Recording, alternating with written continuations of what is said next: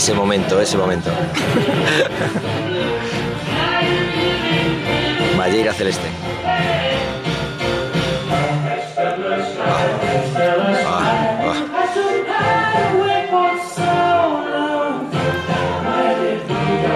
Ah, el de Pion en español.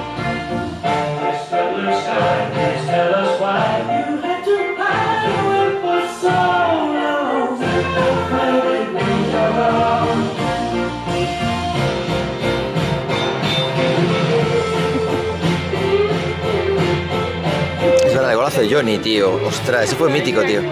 Sí, sí, sí.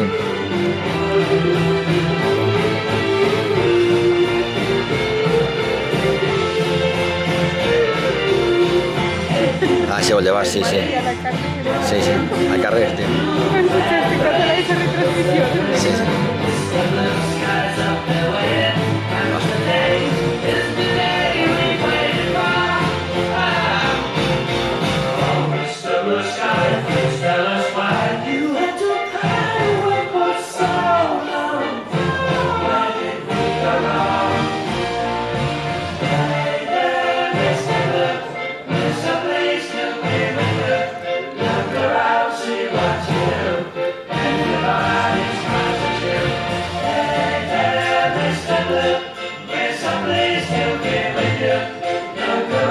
Ayer a Amsterdam. Ah, ese gol, boa, tío. Sí, ahí cuando cogieron. Manchester. No, no, no, no.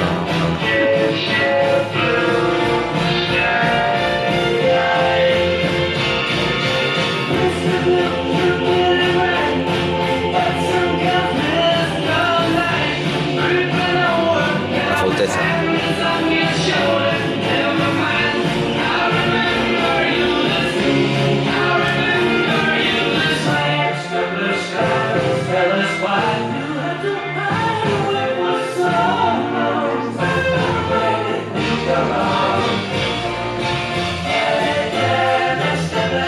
Ah, ese cabezazo. Ay, la jugada. Dios, es que me cago en...